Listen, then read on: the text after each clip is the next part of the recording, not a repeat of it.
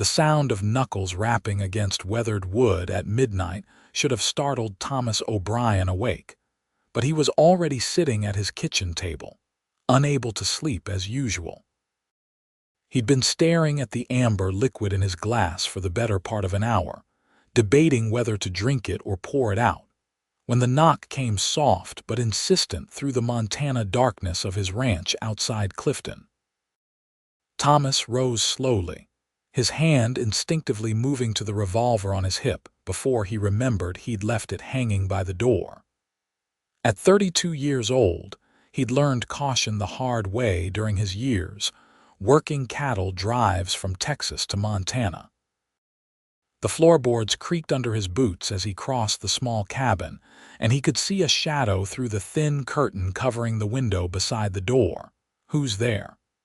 His voice came out rougher than he intended. "Please." The voice was female, trembling with cold or fear or both. "I need help. My name is Theresa Emerson. I'm staying at the Patterson place down the valley. Please, sir, I wouldn't come if it wasn't desperate." Thomas pulled the door open, and the woman nearly fell forward into his arms. He caught her by the shoulders, steadying her, and in the lamplight from inside his cabin, he could see she was younger than her voice suggested, perhaps 25 or 26, with dark hair falling loose from its pins and eyes wide with panic. She wore a black dress, mourning clothes, and her hands were scraped raw. "Come in, come in." He guided her inside and shut the door against the October wind that had started howling down from the mountains. "What's happened?" Theresa stood in the middle of his modest cabin, shivering despite the warmth from the stove. Her breath came in short gasps, and when she looked up at him, Thomas saw tears streaking through the dust on her cheeks. "They're coming for my land," she said. "The men who work for Clayton Morrison. They killed my husband 6 months ago, made it look like an accident with his horse, but I know the truth. And now they want me gone so Morrison can take our water rights. They came tonight, 3 of them, saying I had until sunrise to sign over the deed or they'd burn the house with me in it. I climbed out the back window and ran. I saw your light from down the valley." Thomas felt anger kindle in his chest. He knew Morrison, a land baron who'd been buying up properties all through the Deer Lodge Valley, often through means that skirted the law or trampled right over it. The man had approached Thomas twice about selling his own modest spread, and both times Thomas had sent him away with words that left no room for negotiation. "You're safe here," Thomas said, surprised by the conviction in his own voice. He hadn't felt protective of anyone in years, not since he'd watched his family's Texas ranch burn during a raid when he was barely 18. "You're not alone anymore. We'll figure this out come morning." Theresa's legs seemed to give out then, and Thomas caught her again, this time guiding her to the chair by the stove. He poured her water from the pitcher on his counter, and she drank it like she'd been wandering the desert instead of running through the Montana night. "Thank you," she whispered. "I didn't know where else to go. The sheriff is in Morrison's pocket, and most folks in town are too scared to stand against him." "How much land do you have?" Thomas asked, pulling another chair close and sitting down so he could look at her properly. In the better light, he noticed details he'd missed before. Despite her distress, there was steel in her jaw, a determination in the set of her shoulders. Her hands, though scraped from her escape, were calloused from work. This was no delicate town woman, but someone who'd been working her own land. 80 acres along Silver Creek. My husband Robert and I filed our claim 4 years ago. We built everything ourselves, the house, the barn, the fences. We were going to raise horses. Her voice broke on the last word. He was so good with horses. Everyone said he could gentle the wildest Mustang. That's why I knew it was murder when they said he'd been thrown and broken his neck. Robert wouldn't have been careless. Thomas reached out and placed his hand over hers where it rested on her knee. The gesture surprised him as much as it seemed to surprise her, but he didn't pull away. "Tell me everything you know about Morrison's operation." For the next hour, Theresa laid out the whole story. Morrison had been systematically acquiring land along the creek, which provided the most reliable water source in the valley. He wanted to control it all so he could dictate terms to every rancher and farmer in the region. Robert Emerson had refused to sell, and a week later, he was dead. Theresa had tried to report her suspicions to Sheriff Dalton, but he dismissed her as a grief-stricken widow seeing conspiracies where there were none. Morrison's men are brothers, Jake and Cole Pritchard, and a man everyone calls Scar on account of the mark running down his face. They're the ones who came tonight. They seem to enjoy frightening me. Theresa's voice hardened. Jake said I was too pretty to waste on a dirt farm anyway, that Morrison might find another use for me if I was cooperative. Thomas felt his jaw tighten. They won't touch you again. I promise you that. You don't even know me, Theresa said, looking at him with confusion and something else, perhaps hope. Why would you risk trouble with Morrison for a stranger? Thomas stood and walked to the window, looking out at the darkness. I know what it's like to lose everything to men who think they can take whatever they want. I know what it's like to be alone and scared.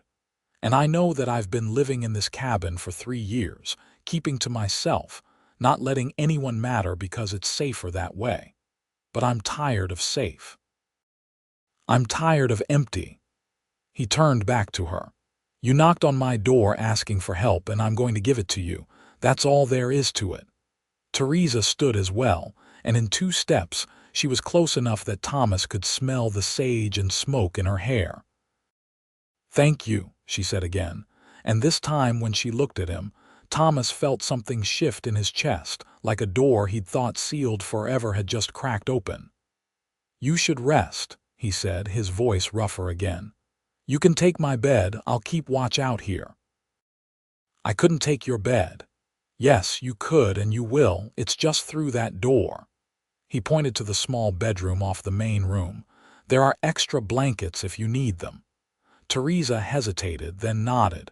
She was exhausted, Thomas could see, barely standing. But before she moved toward the bedroom, she reached up and touched his cheek, just briefly, her fingers cool against his skin. You're a good man, Thomas O'Brien.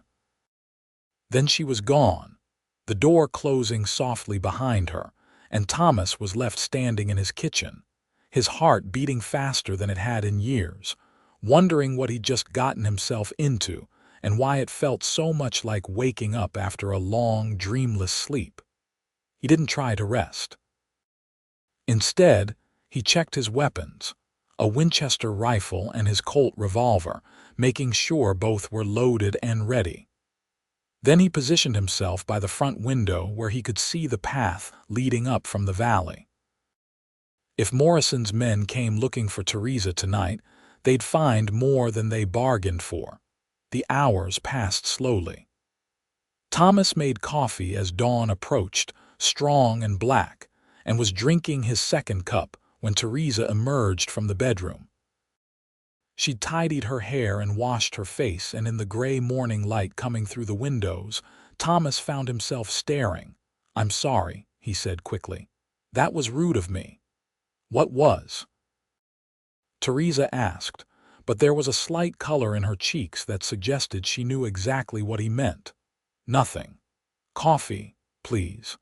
They sat together at the table as the sun began painting the peaks of the Sapphire Mountains gold and pink.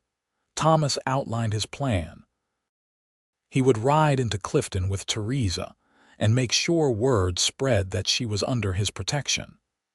Then they would go to the land office and verify that her deed was properly filed and couldn't be contested. After that, they would visit the bank where Robert had taken out a loan for livestock, make sure the payments were current. Morrison's power comes from people being afraid and isolated, Thomas explained. If we show that you're not alone, that you have someone willing to stand with you, it might make him back off. Bullies usually prefer easy targets. And if it doesn't make him back off, Thomas met her eyes. Then we deal with that when it comes, but I won't let them force you off your land. That's a promise. They set out an hour later, Theresa riding Thomas's spare horse, a steady mare named Juniper. The ride into Clifton took most of the morning, following Silver Creek as it wound through the valley. When they passed Theresa's property, Thomas insisted on stopping to check the house. The damage was immediately apparent. Windows had been smashed, the front door hung off its hinges, and someone had thrown the furniture around inside. But they hadn't burned it, which suggested Morrison's men had assumed they'd successfully frightened Theresa away and could return in daylight to finish the job properly. "I'm sorry," Thomas said, surveying the destruction. Theresa's face had gone pale, but her voice was steady. "I can fix this. Robert and I built it once. I can repair it." "We can repair it," Thomas corrected. "After we make sure Morrison knows he can't push you around anymore." They rode on to Clifton, a town of perhaps 200 souls clustered along the creek where it widened enough for mills and mining operations. The main street featured the usual collection of buildings, including a general store, a saloon, a hotel, the sheriff's office, and the bank. Thomas could feel eyes following them as they rode in, and he made sure to ride close beside Theresa, visible and protective. Their first stop was the land office, housed in a corner of the general store. The clerk, a nervous man named Wendell Sykes, seemed surprised to see Theresa alive and accompanied. "Mrs. Emerson," he said, glancing past her as if expecting someone else. "I heard you might be leaving the valley." "You heard wrong," Theresa said firmly. "I'm here to verify my deed is properly recorded and can't be challenged." Sykes licked his lips and looked at Thomas. "And you are Thomas O'Brien. I have the property just north of the Emerson place. I'm here to make sure Mrs. Emerson's rights are protected." "Well, I'd have to check the files. That might take some time." "We'll wait," Thomas said pleasantly, but there was steel underneath. "Take all the time you need." It took Sykes less than 10 minutes to produce the deed, properly filed and recorded, with no liens or claims against it except the bank mortgage. Thomas made him write out a certified copy, which cost 2 bits, and they left with the document safely folded in Theresa's pocket. Their next stop was the bank, housed in a sturdy brick building that was probably the most permanent structure in Clifton. The banker, Arthur Redmond, was more professional than Sykes but equally surprised to see Theresa. "Mrs. Emerson, I'm glad you came in. We need to discuss your husband's loan." "The payments are current," Theresa said. "I've been making them every month since Robert died." Yes, but the original loan was based on your husband's ability to work the land. Given your current situation, alone and without help, the bank is concerned about your ability to meet future obligations. We've had an offer to purchase the note, which would relieve you of the burden." "From Clayton Morrison," Thomas said. "It wasn't a question." Redmond had the grace to look uncomfortable. "Mr. Morrison is a successful businessman and a valued customer of this bank. His offer was quite generous, more than the outstanding balance. Mrs. Emerson would walk away with a tidy sum." "Mrs. Emerson would walk away with nothing she wanted," Theresa shot back. "That land is my home. The answer is no, Mr. Redmond. I will continue making my payments, and I expect the bank to honor its original loan agreement." "But Mrs. Emerson, be reasonable. A woman alone cannot possibly—" "She's not alone," Thomas interrupted.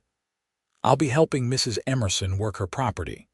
Between the two of us, there's more than enough labor to meet the loan requirements, unless you have some other reason to call in the note." Redmond's face reddened. No, of course not. As long as the payments are made on time, the bank has no grounds for concern.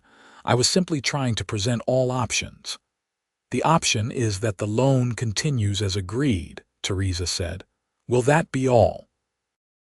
They left the bank with another small victory, but Thomas could feel the weight of eyes watching them. Word would get back to Morrison quickly that Theresa had returned with protection. The question was what Morrison would do about it.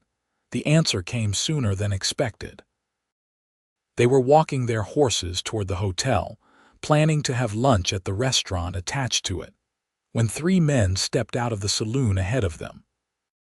Thomas recognized the type immediately: hired guns and muscle, the kind of men who made their living intimidating and hurting people for whoever paid them. The tallest one, with a scar running from his left eye down to his jaw, was obviously the leader. This had to be Scar, the one Theresa had mentioned. His companions were thick-shouldered men with hard faces and hands that rested easy on their gun belts. "Well, well," Scar said, his voice carrying down the nearly empty street. Little Widow Emerson came back. "We told you to be gone by sunrise, didn't we?" Theresa's hand tightened on her horse's reins, but her voice didn't waver. "This is my home. I'm not leaving." "That's so." Scar's eyes moved to Thomas, assessing. "And who's this? You find yourself a new husband already." "That's mighty quick, even for a woman like you." Thomas felt anger flare hot in his chest, but he kept his voice level. "I'm a neighbor who doesn't appreciate men who threaten women in the middle of the night. Why don't you three move along? We're just here to have lunch." One of the other men, probably Jake or Cole Pritchard, laughed. "You hear that? He wants us to move along. That's real funny, mister. You know who we work for." "I know exactly who you work for," Thomas said. "And I don't care. Mrs. Emerson's property is legally hers. Her deed is properly filed and her loan is current. There's no law that says she has to sell to anyone." "Maybe we don't care much about the law," Scar said, taking a step forward. His hand moved closer to his gun. "Maybe we care about what Mr. Morrison wants. And he wants that land. One way or another, he's going to get it." Thomas dropped his horse's reins, a deliberate gesture that left his own gun hand free. "Then Mr. Morrison is going to be disappointed. Now I'm going to ask one more time, politely. Move out of our way. We're going to have lunch, and then we're going to go about our business. You're going to go back to Morrison and tell him that Theresa Emerson isn't selling and isn't running." For a moment, the tension on the street was thick enough to cut. Thomas could see Scar calculating, trying to decide if Thomas was bluffing or if he was really willing to draw. From somewhere behind Thomas, a door opened and closed, footsteps approached. "Thomas O'Brien," a new voice said. "Haven't seen you in town for months. Everything all right here?" Thomas didn't take his eyes off Scar, but he recognized the voice. Marcus Trent ran the blacksmith shop and was one of the few men in Clifton with the size and reputation to make even Morrison's hired guns think twice. He was also someone Thomas had shared drinks with on occasion, one of the few friendly acquaintances Thomas had allowed himself since settling in Montana. "Just escorting Mrs. Emerson to lunch, Marcus.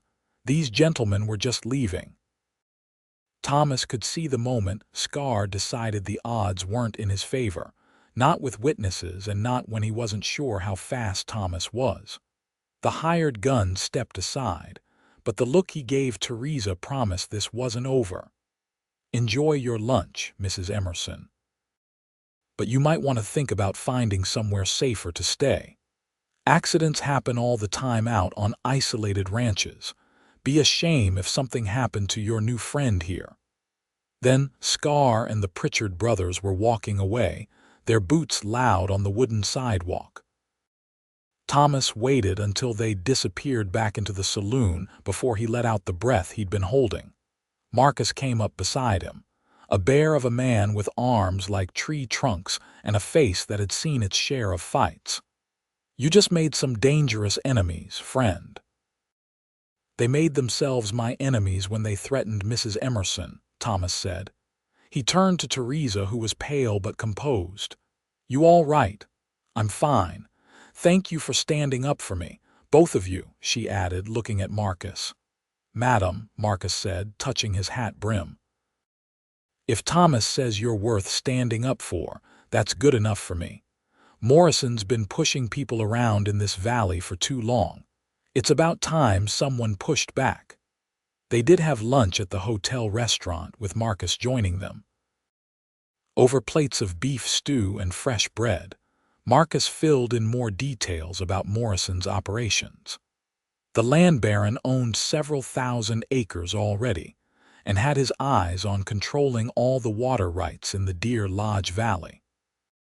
He'd managed to buy off or intimidate most opposition, including Sheriff Dalton, who'd been elected with Morrison's backing. "There are folks who'd like to stand against him," Marcus said quietly, glancing around to make sure no one was listening too closely.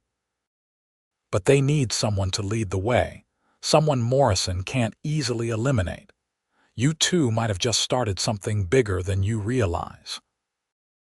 After lunch, Thomas and Theresa spent the afternoon purchasing supplies at the general store, tools and materials Theresa would need to repair her house. Thomas insisted on paying for most of it, brushing aside her protests. "Consider it an investment," he said. "If we're going to be neighbors standing against Morrison together, you need a solid house. Besides, I'll be helping with the repairs, so I'm really just buying materials for my own labor." The way Theresa looked at him made Thomas's heart do something complicated in his chest.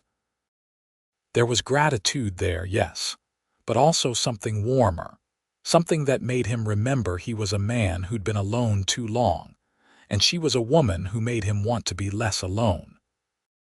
They loaded the supplies onto a small wagon Thomas purchased from Marcus, who gave him a good price and a knowing look that Thomas chose to ignore. Then they headed back out of town, riding side by side with the wagon trailing behind, loaded with everything from window glass to nails to lumber. The sun was setting by the time they reached Theresa's property. In the golden light, Thomas could see what the place might become with work and care. The house, despite the damage, was well built with good bones. The barn behind it was solid, and the land itself rolled down to Silver Creek in rich, grass-covered slopes perfect for horses. "Robert chose well," Thomas said. "This is beautiful land." "It is," Theresa agreed softly. "We were going to build a life here. Have children, raise horses, maybe plant an orchard up on that slope where it gets good sun.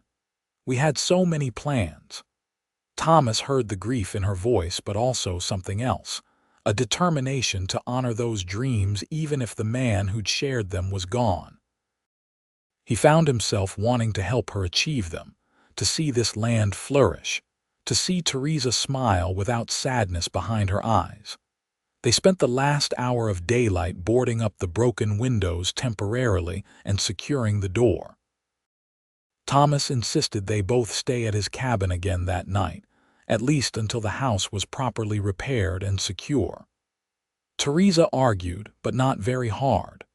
The truth was, she was exhausted and still frightened, and Thomas's presence made her feel safe in a way she hadn't felt since Robert died.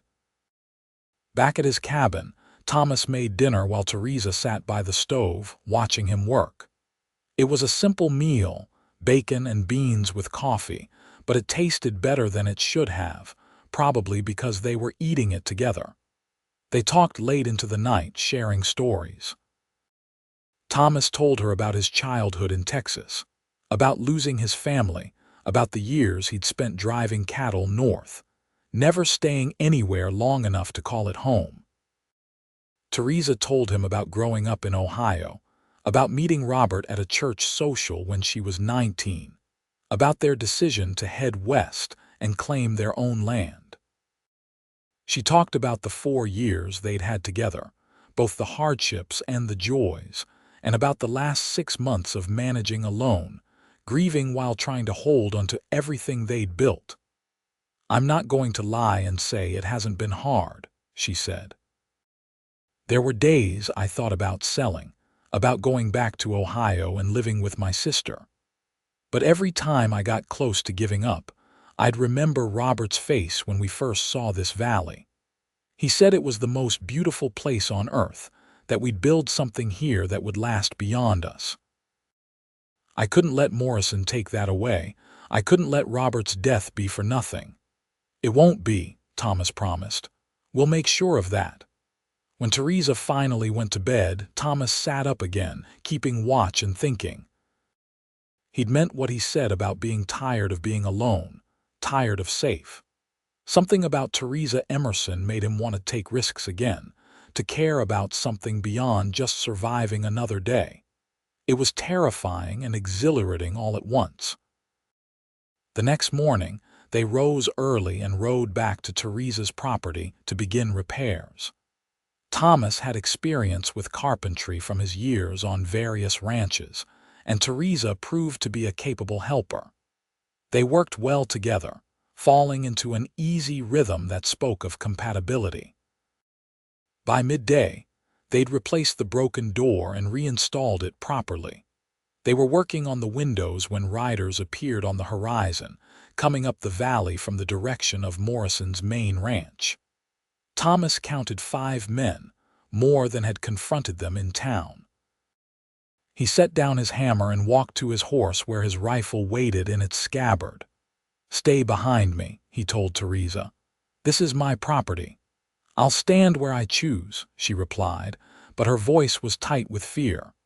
The riders came on slowly, deliberately, a show of force meant to intimidate. At their head rode a man Thomas had only seen a few times before, Clayton Morrison himself. He was in his 50s, well-dressed even for a day's ride, with silver hair and cold eyes that assessed everything in terms of profit and loss. Morrison pulled up 20 feet away, his men spreading out in a loose semicircle.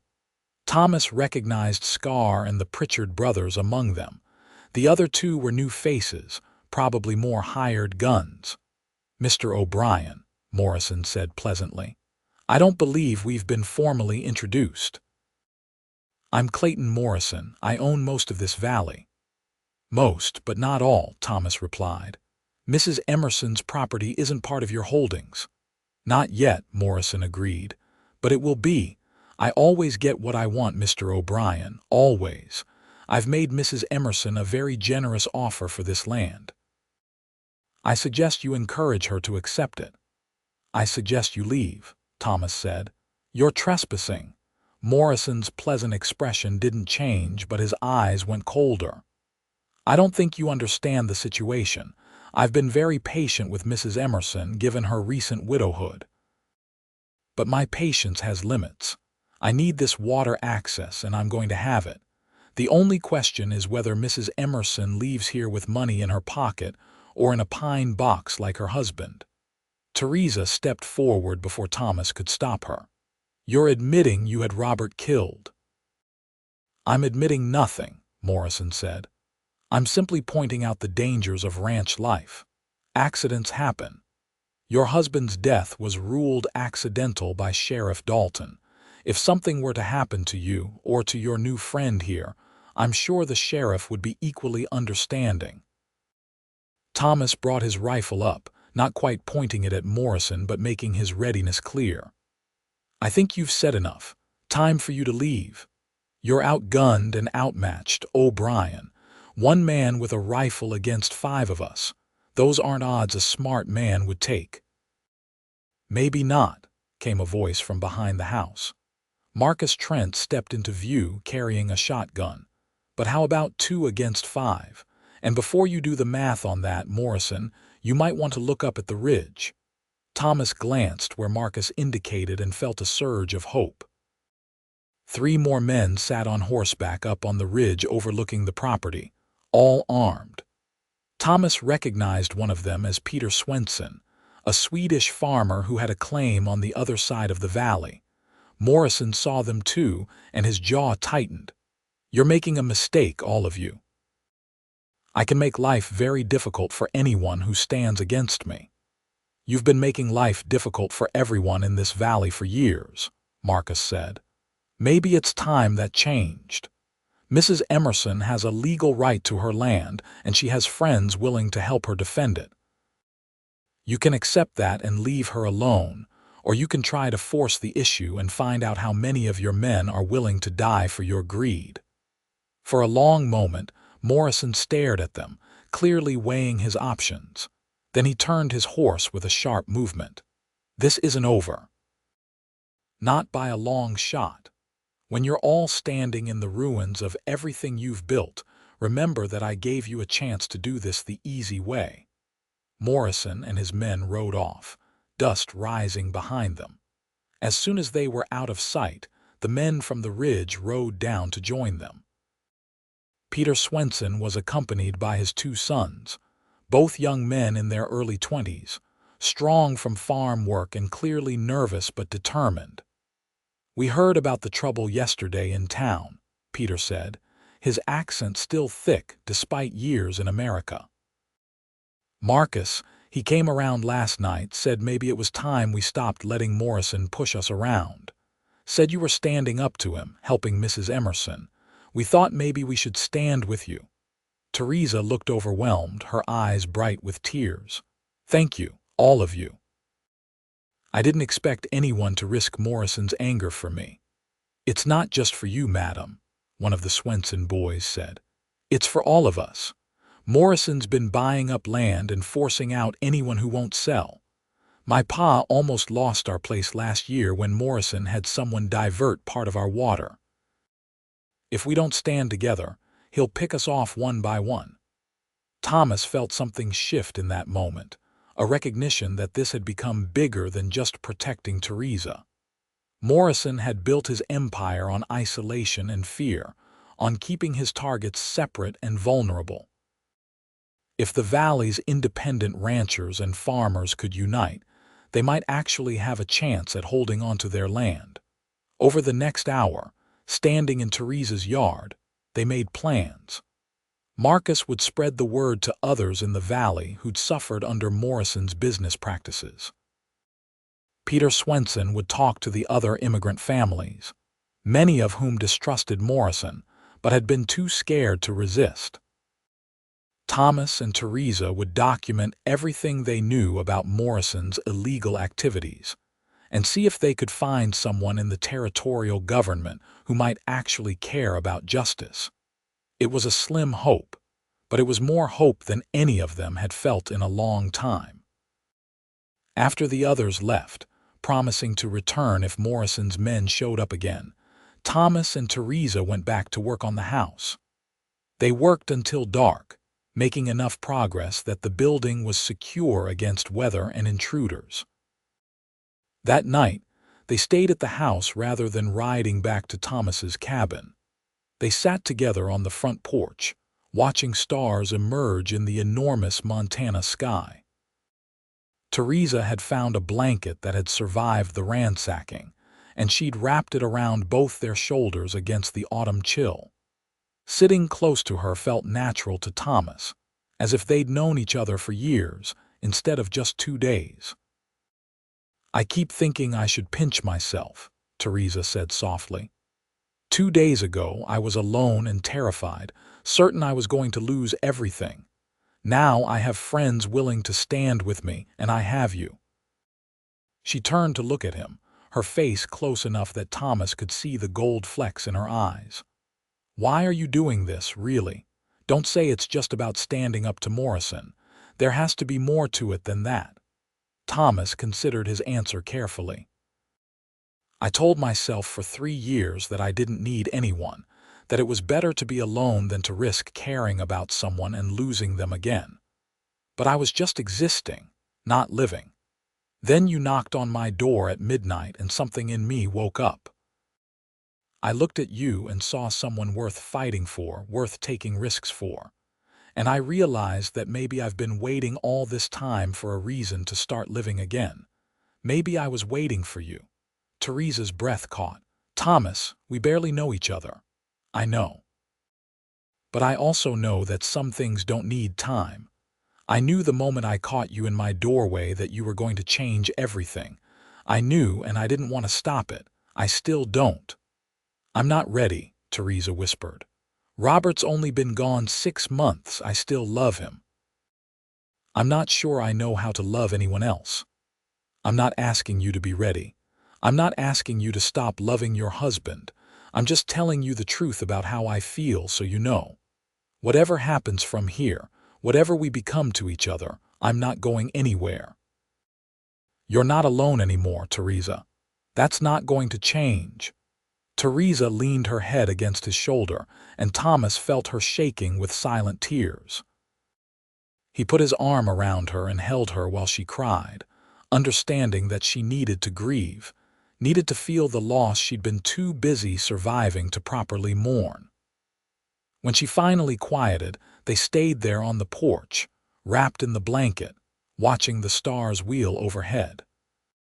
The next week passed in a blur of hard work and growing community.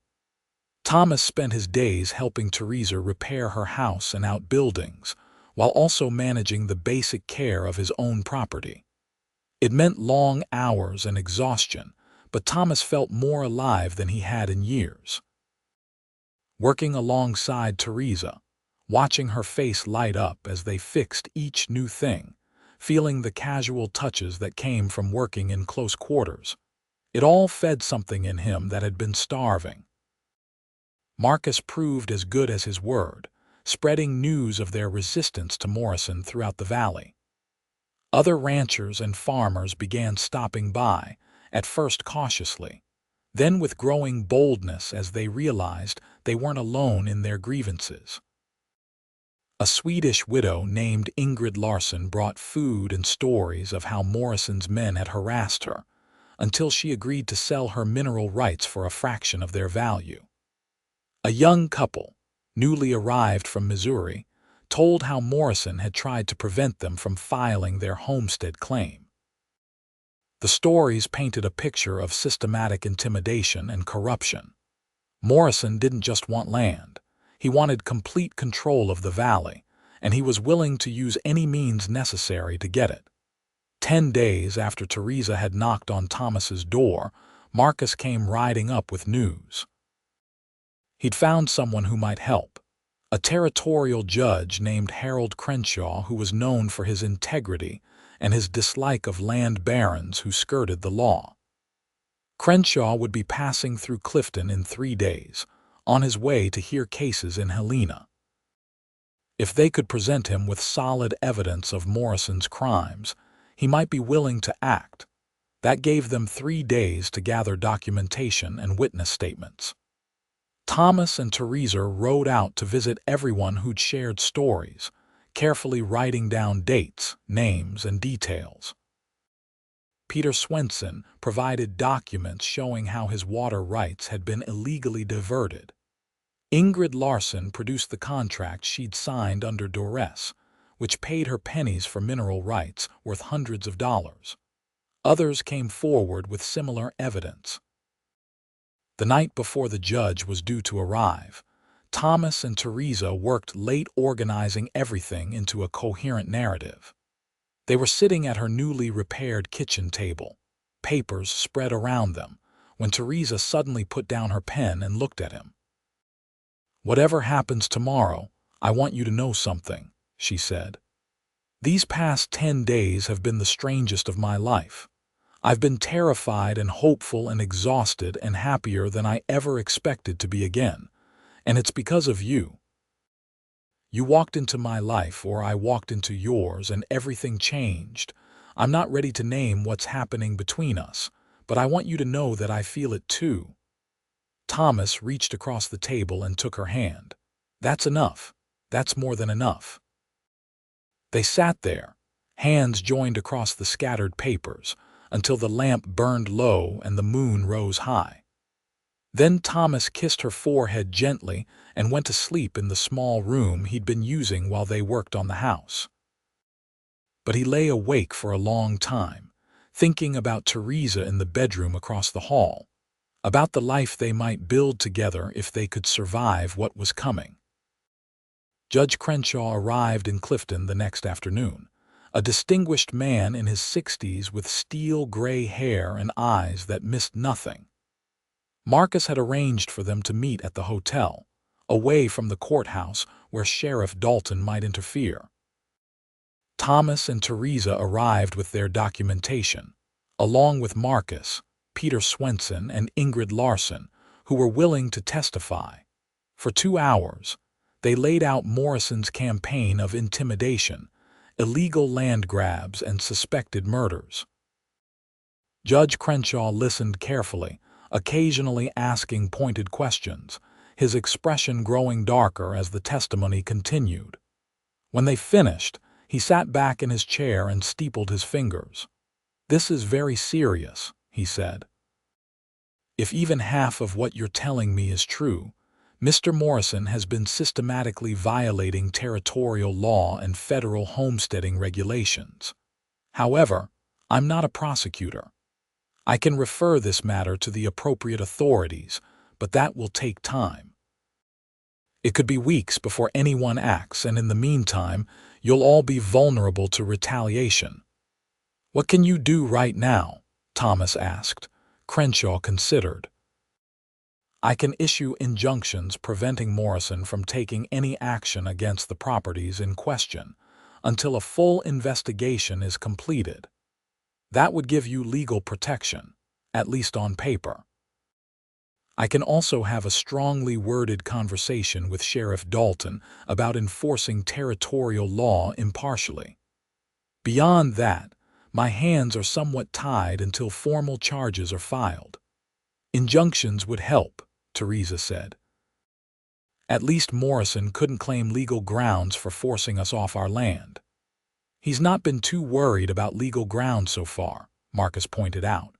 "No, but if a territorial judge has taken an interest, it raises the stakes considerably," Crenshaw said. "Morrison has political ambitions. He's been talking about running for the territorial legislature. A scandal involving land fraud and murder would end those ambitions quickly. He might decide the risk isn't worth the reward." Thomas wasn't so sure. In his experience, men like Morrison didn't back down easily, especially when they felt cornered. But legal protection was better than nothing, so he nodded his agreement. Judge Crenshaw promised to have the injunctions drawn up that evening and filed the next morning. He also said he would send a formal request to the territorial marshal's office for an investigation. It wasn't everything they'd hoped for, but it was a start. They were walking back to their horses, feeling cautiously optimistic, when Sheriff Dalton intercepted them on the street. He was a big man, running to fat now in his early 50s, with the look of someone who'd been bought and paid for so long he'd forgotten there was any other way to live. "Heard you folks have been talking to Judge Crenshaw," Dalton said, his voice carrying clear menace despite the pleasant expression on his face. "Hope you didn't say anything you'd regret." "We told the judge the truth," Theresa said firmly. "About Morrison's illegal activities and your failure to investigate them properly." Dalton's face reddened. "You watch your mouth, Mrs. Emerson. I've been patient with you on account of your widowhood, but that patience has limits. You keep making trouble and you might find yourself facing charges." "What charges?" Thomas asked. "The charge of defending her own property. The charge of telling a judge about crimes that have been committed." "I could think of something," Dalton said. "Maybe disturbing the peace. Maybe making false accusations against an upstanding citizen.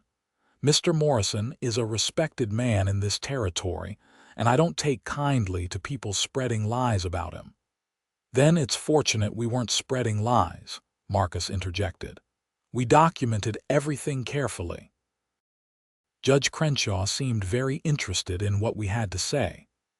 Dalton stepped closer, dropping his voice to a threatening growl. "You're all making a big mistake. Morrison takes care of his friends and destroys his enemies. When this all comes crashing down, and it will, don't say I didn't warn you." The sheriff stalked off, and Thomas watched him go with a sinking feeling. They just made their stand very public, and Morrison would know about it within the hour. Whatever retaliation was coming, it would come soon. He was right. That night, as Thomas and Theresa slept in her house, now fully repaired and secure, riders came. Thomas heard them approaching and was up with his rifle before they reached the house. He moved to the window and counted 6 mounted men carrying torches. "Theresa, wake up," he called quietly. "We have trouble." She appeared in her nightgown with a rifle of her own, Robert's Winchester that she'd retrieved from where Morrison's men had tossed it. Together, they watched the riders spread out, surrounding the house. "Come out, O'Brien," Scar's voice called from the darkness. "We're not here for the widow tonight. We're here for you. Mr. Morrison wants you to understand that interfering in his business has consequences." Thomas felt cold rage settle over him. Morrison was trying to isolate Theresa again, to eliminate her protection. Well, that wasn't going to happen. "I'm not coming out," Thomas shouted back. "You want me, you'll have to come in and get me. But you should know the house is solid, the windows are covered, and I've got enough ammunition to hold off 6 men for days. And if I hear you've hurt Mrs. Emerson or damaged her property, there's nowhere in Montana you'll be able to hide from me." There was a moment of silence, then Scar laughed. "You're trapped in there, O'Brien. We can wait. We can burn you out, or we can just kill anyone who tries to bring you supplies. You're not thinking this through." A gunshot rang out, but not from the house or from Morrison's men. Thomas looked toward the ridge and saw muzzle flashes. More shots followed, and one of Morrison's men cried out, falling from his horse. The riders scattered, confused and under fire from an unexpected direction. Within minutes, the attack dissolved into chaos. Morrison's men retreated down the valley, leaving 1 wounded man behind. As soon as they were gone, riders came down from the ridge. Thomas recognized Peter Swenson and his sons, along with 3 other men from the valley. "We've been taking turns watching," Peter explained when Thomas and Theresa came outside. "After we talked to the judge, Marcus said Morrison would probably try something. We made sure someone was always keeping an eye on both your properties." "You saved our lives," Theresa said, her voice shaking. "We saved each other," Peter corrected.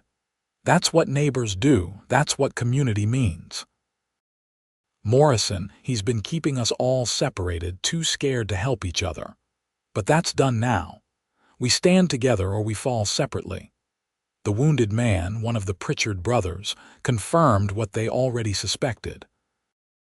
Morrison had ordered them to either kill Thomas or drive him away, to eliminate Theresa's protection. The land baron was getting desperate, worried about Judge Crenshaw's investigation. They took Pritchard to the doctor in Clifton, where he promptly began cooperating further, eager to save his own skin.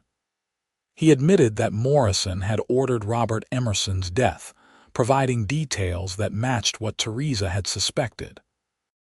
He also implicated Sheriff Dalton as an active participant in several of Morrison's illegal schemes.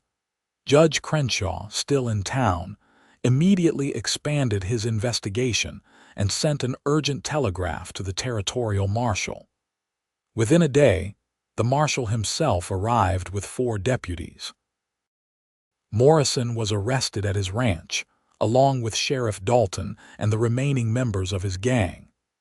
Scar managed to escape and was never seen again, but the others faced trial. The trial, held in Helena 2 months later, resulted in convictions for Morrison on multiple counts of land fraud, conspiracy to commit murder, and intimidation of witnesses. Sheriff Dalton received a lighter sentence in exchange for his testimony, but he was finished in Montana. Morrison's empire collapsed overnight, with his properties being sold to pay damages to the people he'd victimized. Through all of this, Thomas and Theresa grew closer. They'd moved past the immediate crisis that had brought them together, but instead of drifting apart, they found new reasons to stay close. Thomas spent most of his time at Theresa's property, helping her start the horse breeding operation she and Robert had planned. Theresa rode over to Thomas's ranch regularly, helping him with his cattle and gradually transforming his bare-bones cabin into something that felt like a home. They were careful with each other, respecting Theresa's need to grieve properly and Thomas's fear of pushing too fast. But the attraction between them was undeniable, growing stronger with every shared sunrise and every evening spent sitting together on her porch. It was spring when Thomas finally asked her to marry him, 6 months after she'd knocked on his door at midnight. They were working together to break a young mare, one of the first horses Theresa had purchased for her breeding program. The mare was spirited but intelligent, responding well to Theresa's gentle handling. "You're good with her," Thomas observed, leaning on the corral fence and watching Theresa work. "Robert taught me," Theresa said. "He said horses respond to confidence and kindness, that you can't force them but you can invite them to trust you." "That's good wisdom for more than just horses," Thomas said. "It's how I've been trying to approach you, inviting you to trust me, not forcing anything." Theresa brought the mare over to where Thomas stood, and the horse nuzzled his hand looking for treats. "I do trust you. You know that." "I know. And I know you still love Robert. I'm not asking you to stop loving him or to forget him. But I'm also not willing to wait forever, Theresa. These past months with you have been the happiest of my life. I want to build a future with you. I want to wake up beside you every morning and fall asleep holding you every night. I want to help you raise horses and children and turn this beautiful land into everything you and Robert dreamed it could be. I want to be your husband, if you'll have me." Theresa's eyes filled with tears, but she was smiling. "I think Robert would have liked you. I think he'd be glad I found someone who makes me feel safe and cared for and alive. And I think he'd want me to say yes, so I'm going to say yes, Thomas. Yes, I'll marry you." Thomas vaulted the fence and pulled her into his arms, kissing her properly for the first time. The kiss was everything he'd imagined, sweet and fierce and full of promise. When they finally broke apart, both breathless, Theresa was laughing. "I was wondering if you were ever going to kiss me," she said. "I've been waiting for weeks. I wanted to ask permission first. You're a good man, Thomas O'Brien, the best man I know, and I love you. I didn't think I'd ever love anyone again, but I love you." They were married a month later in Clifton, in a simple ceremony at the little church on the edge of town. It seemed like half the valley turned out for the wedding, all the ranchers and farmers who'd stood with them against Morrison, along with Marcus and Judge Crenshaw, who'd made a special trip back to Montana for the occasion. Theresa wore a simple blue dress, and Thomas wore his best suit, brushed and cleaned until it looked almost new. Peter Swenson gave Theresa away, and Marcus stood up as Thomas's best man. When the preacher asked if anyone objected to the union, someone in the back shouted, "Anyone who objects will answer to me," and everyone laughed. After the ceremony, there was a party at the hotel, with food and music and dancing that lasted until nearly midnight. Thomas and Theresa slipped away before the party ended, riding back to the ranch under a sky full of stars. They decided to live at Theresa's property, which had more land and better water access for the horse breeding operation. Thomas's cabin would become a guest house and additional storage. Over the past month, they'd been slowly moving Thomas's belongings and combining their households into something new, something that belonged to both of them. Their wedding night was tender and passionate, both of them nervous and excited, laughing at their own awkwardness even as they discovered the pleasure of finally being together without reservations or fear. When they finally fell asleep, tangled together in the bed Theresa had once shared with Robert, Thomas felt a sense of peace he'd never experienced before. He was home, truly home, for the first time in his life. The years that followed were good ones, full of hard work and simple joys. The horse breeding operation prospered, with Theresa developing a reputation for training quality animals. Thomas expanded the cattle side of things, building their herd carefully and sustainably. Together, they made the ranch successful enough to provide comfort without excess. Their first child was born almost exactly a year after their wedding, a boy they named Robert Thomas, honoring both the man who'd claimed the land and the man who'd saved it. He had Theresa's dark hair and Thomas's blue eyes, and from the moment Thomas held his son for the first time, he understood what it meant to love someone more than yourself. 2 years later, they had a daughter, Sarah, who had her mother's determination and her father's quiet strength. She also had a talent for horses that emerged almost as soon as she could walk, following her mother around the corral and mimicking how Theresa worked with the animals. Watching his children grow, working the land with his wife, building something permanent and good, Thomas often thought back to that midnight knock on his door. How different his life might have been if he'd ignored it, if he'd stayed closed off and alone. How easily he might have missed all of this love and meaning and purpose. Marcus remained a close friend, eventually marrying Ingrid Larson in a match everyone agreed was perfect for both of them. Peter Swenson's farm prospered, and his sons both found wives and started families of their own.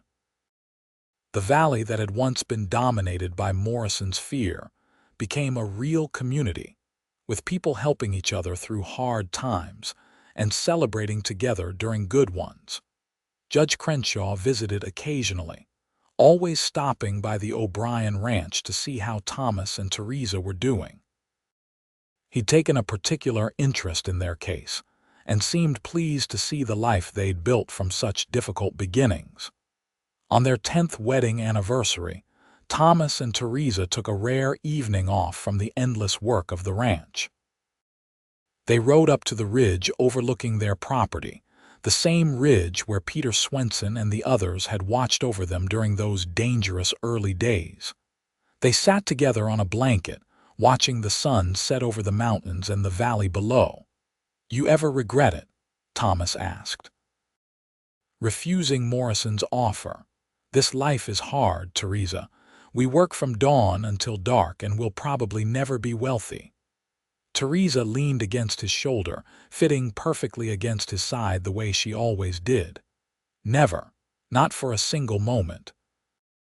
This land represents everything good in my life.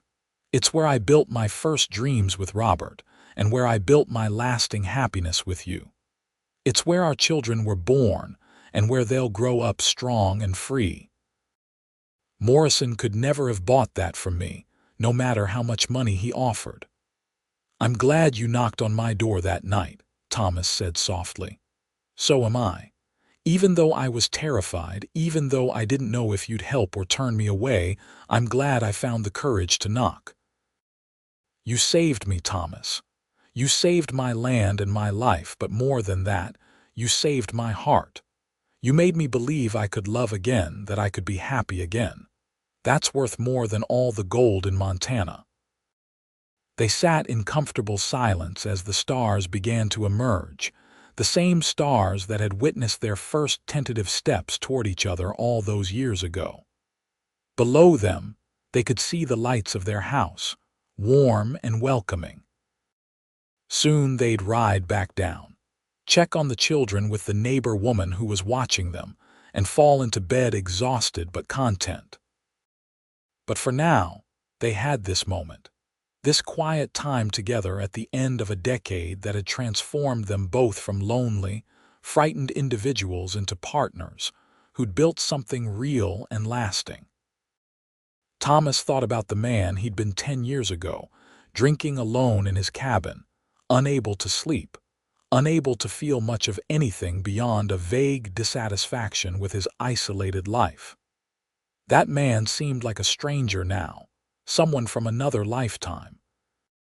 He'd been reborn the night Theresa knocked on his door, given a second chance at living instead of just surviving. As they rode back down to the ranch, Theresa suddenly pulled up her horse and looked back at the ridge. "Do you remember what you said to me that first night?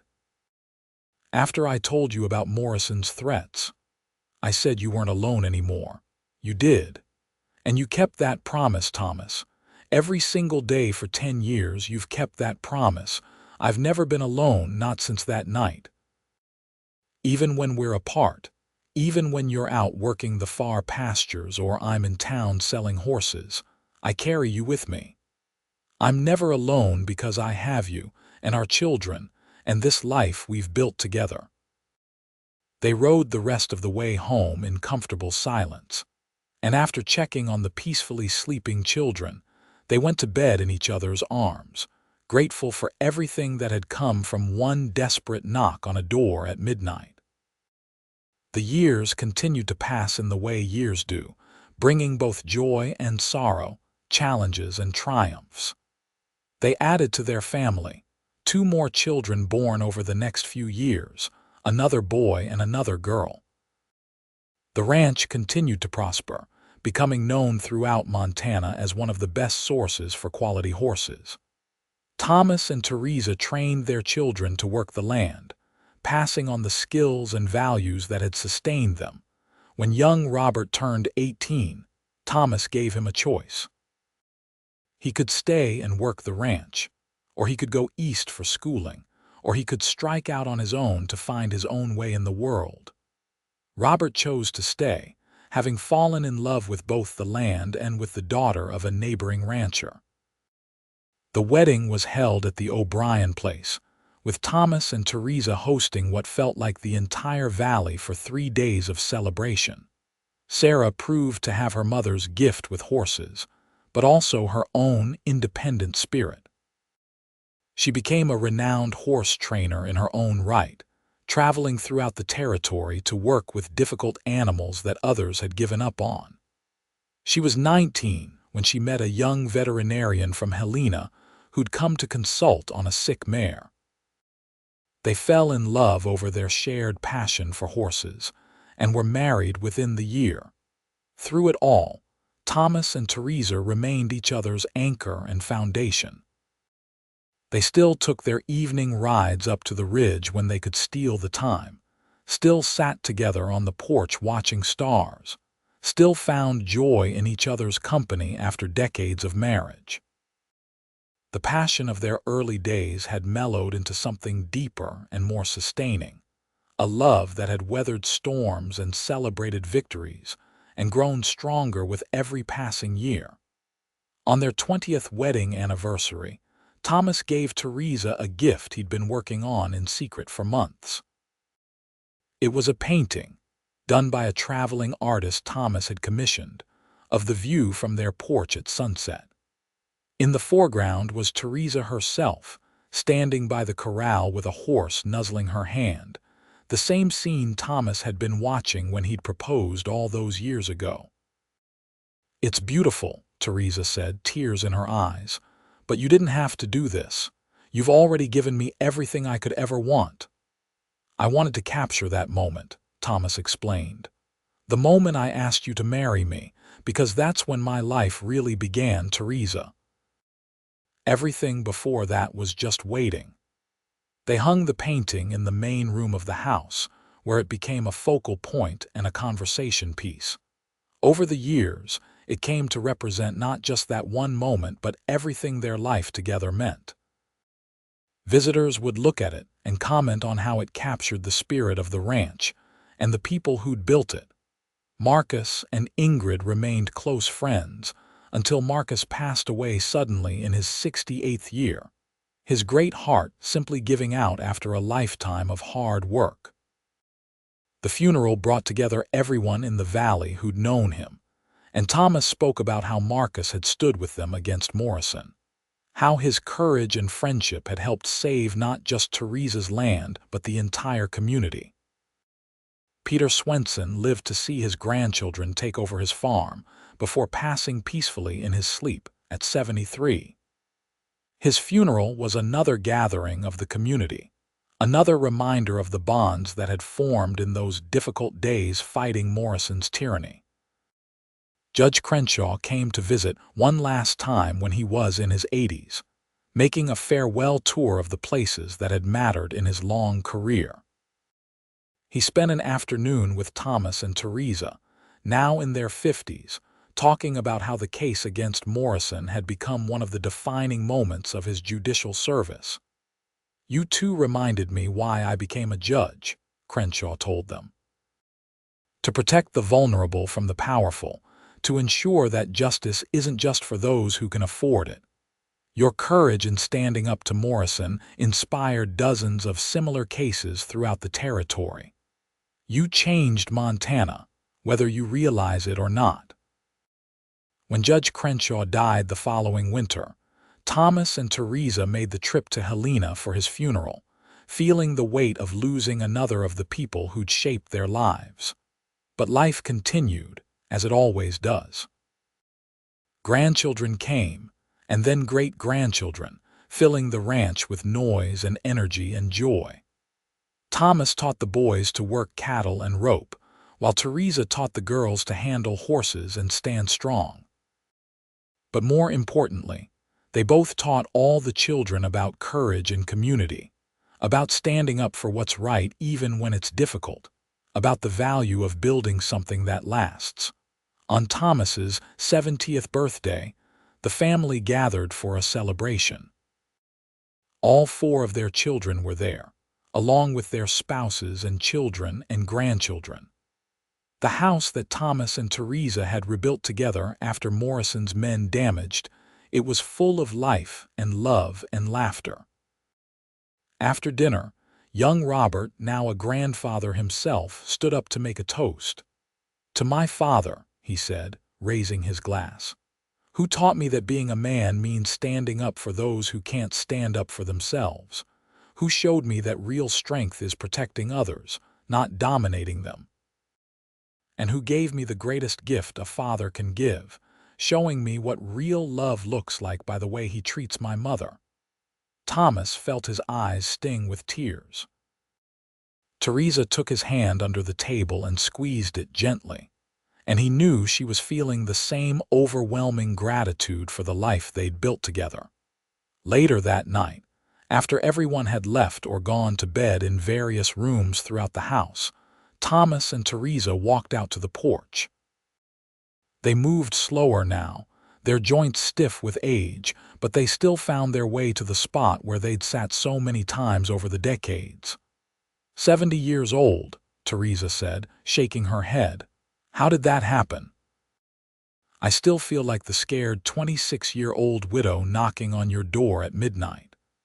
And I still feel like the lonely cowboy who opened that door and found his whole life standing there," Thomas replied.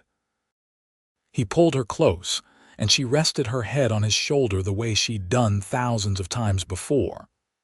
"You ever wonder what would have happened if you hadn't helped me that night?" Theresa asked. "If you turned me away or told me to go to the sheriff?" "Never," Thomas said firmly. "Because that's not who I am. That's not who I was even then, even when I thought I wanted to be alone forever. Some part of me was always waiting for you, Theresa. I just didn't know it until you knocked on that door." They sat together in comfortable silence, watching the valley they'd protected and nurtured for so many years. The ranch would go to their children and grandchildren after they were gone, Thomas knew. The land would continue, and so would the values they'd tried to instill in their family. "I love you," Theresa said softly. "After 44 years of marriage, after all we've been through together, I love you more now than I did on our wedding day. Is that strange?" "Not strange at all," Thomas assured her. "I feel the same way. Every year together has added more depth, more meaning.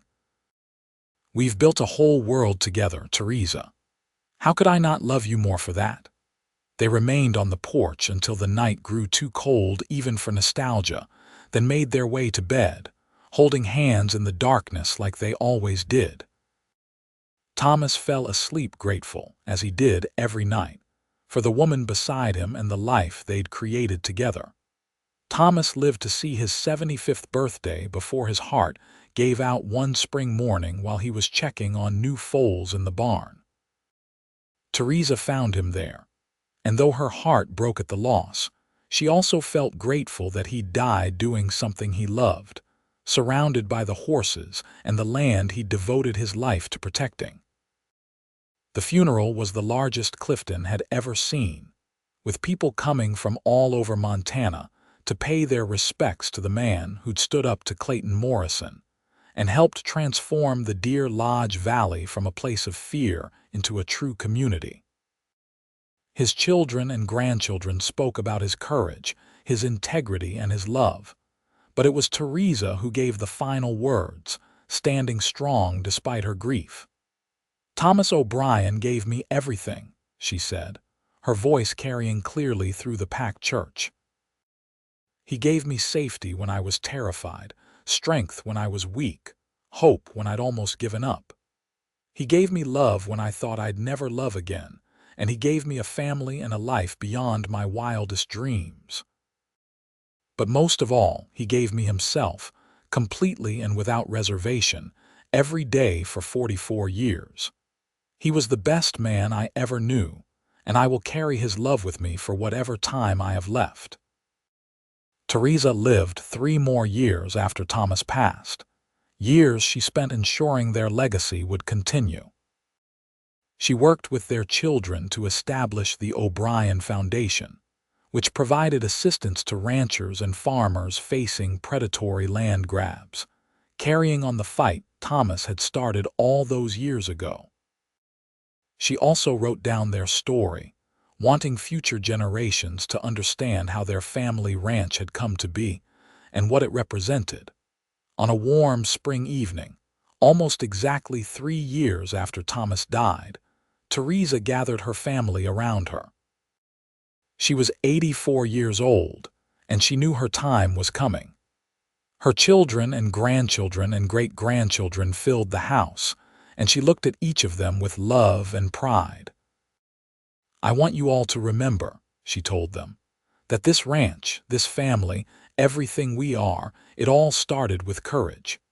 It started with me finding the courage to knock on a stranger's door at midnight when I had nowhere else to turn. And it started with your father and grandfather having the courage to open that door and say, 'You're not alone anymore.' That's what I want you to carry forward. Be people who open doors for those who need help. Be people who stand up for what's right even when it's hard. Be people who love deeply and build lasting things. That's the O'Brien legacy, and it's the best legacy anyone could leave." Theresa died peacefully in her sleep that night, surrounded by family, her hand held by her eldest son Robert. They buried her beside Thomas on a hill overlooking the ranch, with a simple marker that bore both their names and the dates of their births and deaths. Below their names, at the request of all their children, was carved a simple phrase, "You're not alone anymore." The ranch continued for generations after them, always staying in the family, always worked by O'Briens who carried forward the values Thomas and Theresa had instilled. The story of how it had all begun, with a midnight knock and a cowboy's promise, became family legend, told and retold to each new generation as an example of courage and love, and the power of standing together against injustice. The painting Thomas had commissioned for their 20th anniversary remained in the house, a treasured heirloom passed down through the generations. And on the ridge overlooking the property, where Thomas and Theresa had so often gone to watch sunsets and talk about their dreams, their descendants would sometimes ride up and sit in quiet contemplation, thinking about the 2 people who'd built everything they had and the love story that had started it all. In the town of Clifton, which grew slowly over the decades but never lost its small-town character. There was eventually a historical marker placed near where Morrison's Opera House once stood before it was torn down after his conviction. The marker told the story of how the valley's ranchers and farmers had stood together against a corrupt land baron, led by a widow named Theresa Emerson and a cowboy named Thomas O'Brien. Schoolchildren would learn the story as part of local history, an example of ordinary people doing extraordinary things when they found the courage to stand together. And sometimes, on quiet Montana nights when the wind came down from the mountains and the stars filled the enormous sky, people claimed they could feel something in the valley, a sense of peace and protection, as if the spirits of all those who'd fought for the land were still watching over it. Whether that was true or just imagination didn't really matter. What mattered was that the land endured, the families prospered, and the legacy of courage and love that Thomas and Theresa had created lived on in the hearts and lives of everyone they'd touched. Their story had started with fear and desperation, with a widow running through the darkness and a lonely cowboy unable to sleep. But it had become something beautiful and lasting, a testament to the power of opening your door and your heart to someone in need, and to the transformative magic that can happen when someone says the simple words, "You're not alone anymore."